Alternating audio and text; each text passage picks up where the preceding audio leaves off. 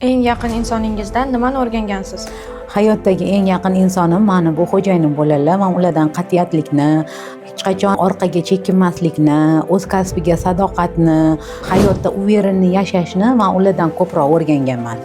Xo'jayinimlardagi qat'iyatlilik bu bizani oilaviy muhitimizga ham ta'sir qilgan. Shunaqa oilada tarbiya bor.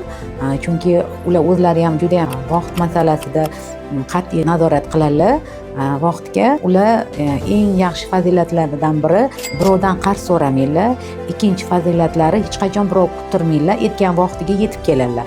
Masalan, uyda bo'ladigan holatlarda ba'zida bolalarga telefon orqali qachon kelasan, kelyapsanmi deb so'rasalar, bolalar hozir 15 minutda 20 minutda boraman desa, уже qarab turadilar soatga 15-20 minut o'tsa, kelmasa уже ular uchun yaxshi emas. Asabiylashishgami, ularga yoqmagani uchun kelgandan keyin tanqid sifatida bolalarga ham shu narsani o'rgatadilar. Har doim aytgan vaqtingda kelishga harakat qilgan, birov kuttirmagan, hayotda birovga yolg'on gapirmagan, mas'uliyatli bo'lgan deb bolalarga ham ko'p takrorlaydilar. Shu narsani ularda shu narsalar bo'lgani uchun tabiiy ravishda shu narsalar menga ham xo'jayinimdan o'rnak bo'lib o'tgan.